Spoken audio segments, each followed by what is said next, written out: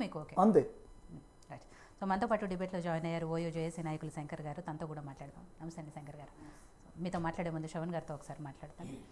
శ్రవణ్ గారు, గత కొన్ని రోజులుగా మీరు కూడా దీని మీద రకరకాల చర్చల్లో మాట్లాడారు.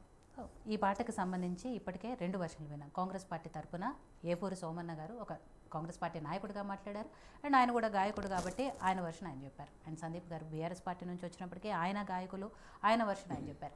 మొత్తం మీద ఇదంతా కూడా రాజకీయంగా ఎందుకు, ఒక తెలంగాణకు సంబంధించిన రాష్ట్ర గేయము రాజకీయంగా ఎందుకు మలుపులు తీసుకుంటారు?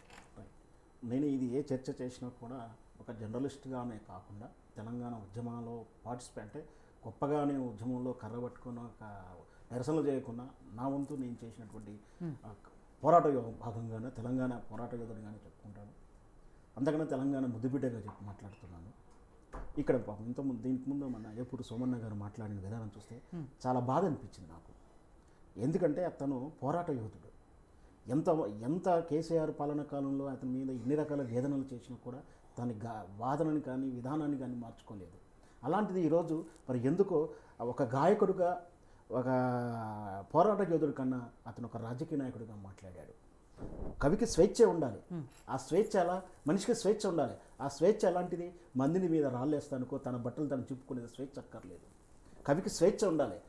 ఇది ఆయన వ్యక్తిగతంగా పాట అయి ఉంటే ఎవరికి అభ్యంతరం లేదు.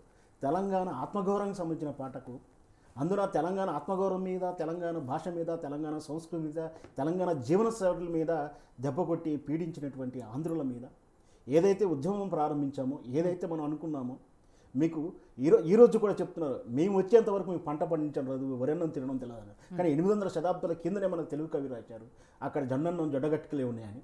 అయినా కూడా అది చరిత్రను దాస్తూ ఇప్పటికీ ఎద్దేవా చేయడం, మీకు పొద్దున లేవడం మేము నేర్పామని చెప్పడం, మేము వస్తేనే మీరు పంటలు పండించడం నేర్చుకున్నారని చెప్పడం, ఇదంతా కూడా 1కి 10 సార్లు చెప్పి అదే నిజం అనిపించేలా భ్రమ కల్పిస్తూ, ఇంత దోపిడీ జరుగుతున్నప్పుడు, ఇంత పీడన జరుగుతున్నప్పుడు తిరగబడి తెలంగాణ ఎట్టట్లయ్యమని చెప్పి మెడలు వంచి తీసుకొచ్చిన తెలంగాణ ఈరోజు మళ్ళీ అదే ఆంధ్రులకు దాసోహం చేస్తాము, అక్కడ బానిసత్వం చేస్తాము. ఎందుకంటే దురదృష్టవశాత్తు ఇక్కడ తెలంగాణ పోరాటం, తెలంగాణ బిడ్డకు మనం అధికారం ఇవ్వలేదు, ఆంధ్ర బానిసకి ఇచ్చాం. తెలంగాణ పోరాటంలో ఏ రోజు కూడా ఒక జెండా బట్టని రేవంత్ రెడ్డి ఈరోజు తెలంగాణ పరిపాలిస్తున్నాడు. అలాంటి తెలంగాణ పరిపాలిస్తున్న వ్యక్తి ఆంధ్రులకు బానిసగానే పనిచేస్తాడు. తెలంగాణ పోరాట యోధుల మీద గన్ను పెట్టి తుపాకులు పెట్టినవాడు ఈరోజు తెలంగాణ ఆత్మవాన్ని గౌరవిస్తారని అనుకోవడం మన వివేకం అవుతుంది. దానికి కవి స్వేచ్ఛ పేరు మీదనో ఇంకేదో సాకులు చెప్పడం అనేది ఖచ్చితంగా అది మూర్ఖత్వమే అవుతుంది. ఖచ్చితంగా తెలంగాణ జాతి రాష్ట్ర గీతం అన్నా, రాష్ట్ర జెండా అన్నా మన ఆత్మగౌరవం నిలబడుతుంది. ఒక పాట పాడుతున్నప్పుడు, ఇది అన్నగారు మాడుతున్నప్పుడు ఒక ఉప్పొంగిపోతుంది. అట్లాంటిది ఒక మరక ఎంగిలి పాట వింటున్నామా, రేపు వస్తే ఆ భావన వస్తే ప్రజలు తిరగబడితే ఆ పాటని అవమానిస్తే ఎవరికి అవమానం? తెలంగాణకు అవమానమా? అందశ్రీని అవమానించినట్ట, రేవంత్ రెడ్డి అవమానించినట్ట. రేపొద్దున ఆ సీడీలను అందశ్రీ గారు ఇప్పుడు కిరవంతు చేసిన పాటలని రేపొద్దున తెలంగాణ ఆత్మగౌరవం ఉన్నవాడు, తెలంగాణ ఆత్మాభిమానం దెబ్బతిన్న వాళ్ళ సీట్లను పగలగొడుతున్నావు, అవమానిస్తున్నావు, చెప్పుల దండేస్తున్నావు. రేపు అందశ్రీకి అవమానమా? తెలంగాణకు అవమానమా? రేవంత్ రెడ్డికి అవమానమా? ఎందుకు ఈ మూర్ఖత్వం చేస్తున్నారు అనేది ఖచ్చితంగా వాళ్ళ సమాజం స్వేచ్ఛ పేరిన భాషకు ఎల్లలు లేవని, హద్దులు లేవని చెప్పడం అవివేకం, మూర్ఖత్వం, అవివేకం కూడా, అజ్ఞానం కూడా.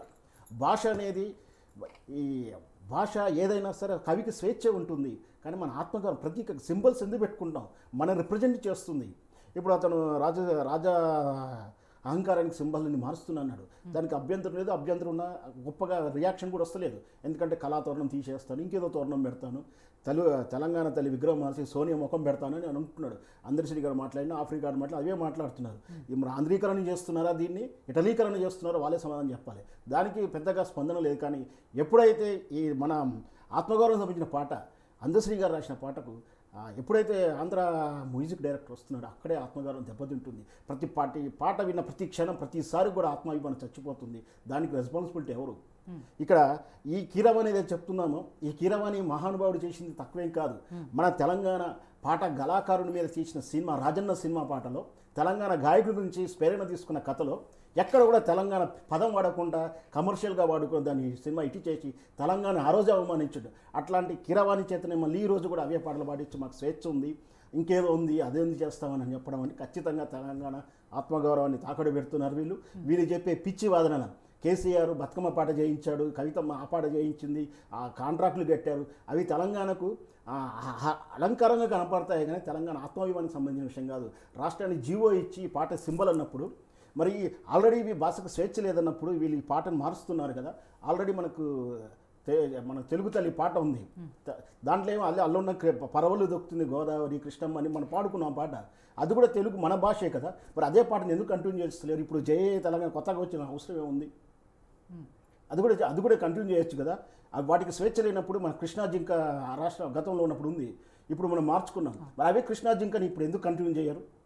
మన రాష్ట్రంలో లేవా కృష్ణా జింకలు? నాగార్జున సాగర్కి వెళ్తే కనపడవా అక్కడ పోతే? అది కాదు, ఆత్మ గౌరవానికి ప్రతీకగా నిలుస్తున్నప్పుడు రేపు పొద్దున గౌరవంగా నిలబడాలి, అహంగా మాట్లాడేవాడు. అది వదిలేసి కేసీఆర్ తప్పు చేశాడు, అది చేశాడు. కేసీఆర్ తప్పు చేశాడు, అయితే నువ్వు చేస్తావా?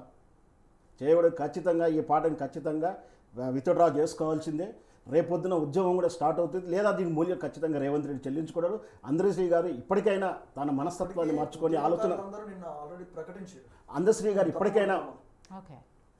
ఇప్పటికైనా మూర్ఖంగా ఒకవైపుగా అంటే అహంకారంగా వెళ్లకుండా కొంచెం మార్పు రిలైజ్ అయిపోయి మార్పుచ్చుకొని ఇక్కడ ఎందుకంటే తెలంగాణకు మ్యూజిక్ డైరెక్టర్ ఎవరు అవసరం అన్న పాడుతున్నాడు, ఎంత చక్కగా ఉంది, ఒక మ్యూజిక్ లేదు ఏం లేదు.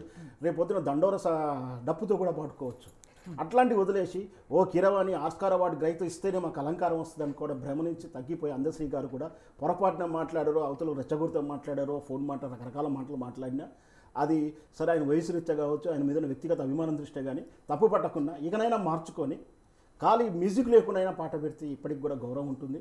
కేసీఆర్ ఎందుకు పెట్టలేదో దానికి కూడా కారణాలు ఉన్నాయి. వాస్తవానికి కేసీఆర్ ఆయన మీద కోపంతో పాట పెట్టలేదు అంటున్నారు. అన్నగారు కూడా చెప్తే చాలా సందర్భాలు పాట పాడుతూనే ఉన్నారు. వాస్తవానికి కేసీఆర్ పెట్టకపోవడానికి పెట్టే ప్రయత్నం కూడా చేశారని కూడా సమాచారం ఉంది. అయితే అదేదో పాట మార్పులు చేయాలి అంటే ఆయన ఒప్పుకోలేదని, మార్పుకు స్వేచ్ఛ చేయలేదని కూడా మన వేపూరు సోమన్న గారు ఒక ఛానల్లో మాట్లాడారు. మన రవీంద్రనాథ్ ఠాగూర్ రాసిన పాట పూర్తిగా తీసుకోలేదండి, మన జనగణమనగా పూర్తిగా మనం తీసుకోలేదండి. వాస్తవానికి దాంట్లో ఒక నాలుగు పేరాలు దానికి సబ్మిట్ తీసుకొని సంక్షిప్తంగా చేసుకొని మన జాతీయ గీతంగా పెట్టుకున్నాం. అట్లాంటిది రాష్ట్ర గీతాన్ని కూడా అలా అడుగుంటే తప్పేం లేదు. దానికి స్వేచ్ఛ పోయింది, నా పాటను మారుస్తావా అని చెప్పి ఆయన మాటని ధృవీకరించి ఇక్కడ కేసీఆర్ అహంకారమా, అందశ్రీ అహంకారమా? అందశ్రీగా అహంకారం అన్నట్టే కదా.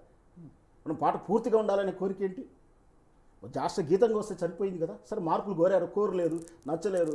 వాస్తవానికి అది కాదు, ఇక్కడ కేసీఆర్ గారికి అందశ్రీ మీద కోపం ఉందా లేదని సెకండరీ. అసలు రాష్ట్రాలకు జెండా ఉండాలా, రాష్ట్రాల గీతాలు ఉండాలని రాజ్యాంగంలో ఎక్కడా చెప్పబడలేదు. ఎందుకు చెప్పబడలేదంటే ఇది ఫెడరల్ స్ఫూర్తికి విరుద్ధం అవుతుంది భవిష్యత్తులో. ఎందుకంటే 1947లో మనం స్వాతంత్రం వచ్చినప్పుడు 660 సంస్థానాలు అంటే చిన్న చిన్న రాజ్యాలు, చిన్న దేశాలుగా ఉన్నటువంటి పరిస్థితుల్లో ప్రతి రాష్ట్రానికి ఒక గీతం, ప్రతి రాష్ట్రానికి ఒక జెండా మనం అవకాశం ఇస్తే వాళ్ళలో మళ్ళీ ఆ దేశం, ఆ రాష్ట్రం గురించి అభిమానం పెరిగితే రేపు పొద్దున వాళ్ళకి ఆ స్పెషాలిటీ అనేది ఉంటే రేపు పొద్దున ఫెడరల్ స్ఫూర్తికి విరుద్ధంగా ఉంటుంది. ఇప్పుడు మనం ఇన్ని 660 సంస్థలు ఒకటిగా చేసినప్పుడు ఈ రాష్ట్రాల గీతం కానీ జెండా కానీ ఉండాల్సిన అవసరం లేదని రాజ్యాంగంలో ఎక్కడ కూడా ప్రస్థానం చేయాలి. అది టేబుల్ దగ్గర జరిగిన చర్చలతోనే అయిపోయింది. అట్లాంటిది కొందరు అభిమానంతో కర్ణాటక రాష్ట్రాలు, కొన్ని తమిళనాడు రాష్ట్రాలకు ఇప్పుడు నాకున్న సమాచారం ఒక 13 రాష్ట్రాల వరకు రాష్ట్ర గీతాలను పెట్టుకున్నాయి. కర్ణాటక జెండా కూడా పెట్టుకుంది. పెట్టొద్దని ఎక్కడా నియమం లేదు, పెట్టాలని ఎక్కడా లేదు. అది వారి యొక్క స్వేచ్ఛను బట్టి, ఆ పాలకుల నిర్ణయం బట్టి ఉంటుంది. కానీ ఆ నిర్ణయం కూడా మా ఇష్టం వచ్చినట్టు ఆ రాష్ట్రాన్ని అభిమతానికి అవమానకరం పెడతా అంటే చూస్తూ ఎవరు ఊరుకోరు. ఖచ్చితంగా ఖండిస్తూనే ఉంటాం. ఖండిస్తే మా ఖండన మేము బుల్డోజ్ చేసి ఇలాగే ప్రకటిస్తాం.